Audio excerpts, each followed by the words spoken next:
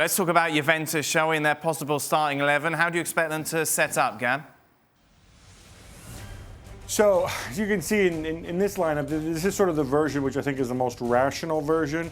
It's been suggested that they'll go back to the 4-3-1-2 with Ramsey in the hole and Cuadrado at right back, Dybala and Cristiano up front. There's also strong suggestion that he might play the lineup that we saw in midweek, which case it would be a 4-3-3, no Ramsey, Cuadrado in the front three, and Danilo coming in at right back. Why you would do that, I'm not so sure. Maybe he feels there's better matchups. I think in a game like this, you'd be better off trying to get your best 11 players into the lineup. How much pressure is on Sarri going into this game, considering what happened in France midweek, Gab? I think there's a fair amount of pressure. Some people going so far as to say it's, he's got 3 games to sort this out. He's top of the league, and it's his first season. And I think the way Juventus think, they're not going to go and fire somebody in mid-season just for the heck of it. What I do think, though, is that this team has to show forward progress.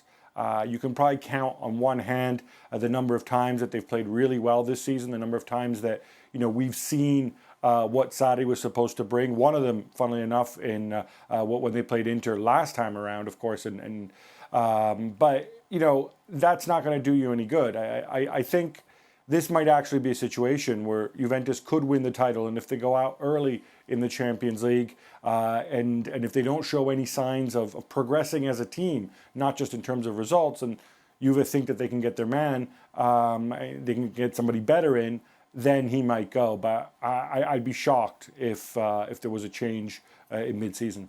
Meanwhile, Gab, for the visitors, any place in the starting 11 do you expect for Christian Eriksen? That's one of the big questions. Personally, I don't see how you can leave him out, but his intention seems to be he's unsure whether to play Vecino, who obviously more of a defensive midfielder, or Christian Eriksen. There's a doubt as well at the back, Godin or Bastoni. I think in the end, I would lean towards Bastoni, but who knows what he's going to do. And then, of course, the other big question mark is the goalkeeper. Handanovic, of course, had that broken finger.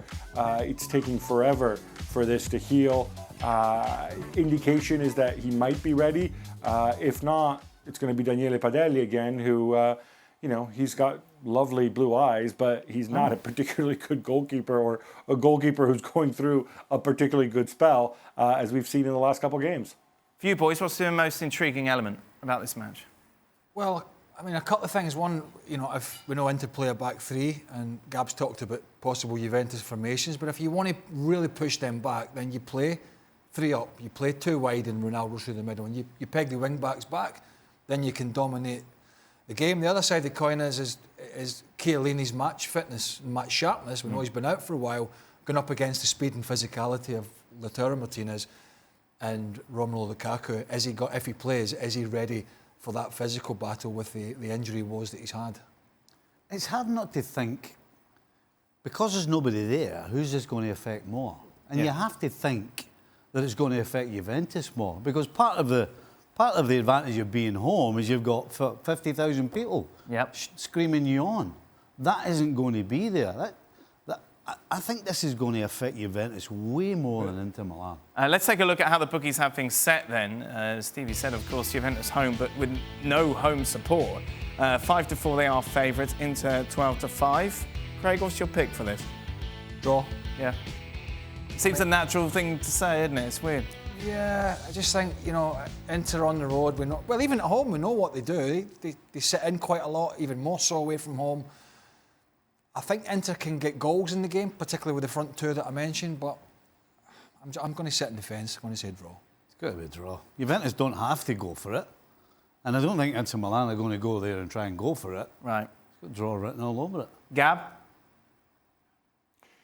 I think a lot's going to depend on, of course, Lazio playing earlier. They could actually move ahead of Juventus. I think that's something that could spark Juve a little bit, because obviously they don't want to fall into second place.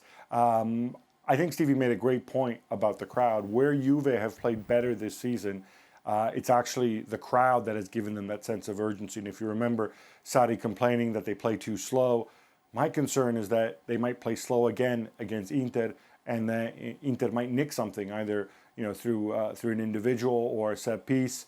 And for that reason, I'm going to go out on a limb and suggest that Inter can take this.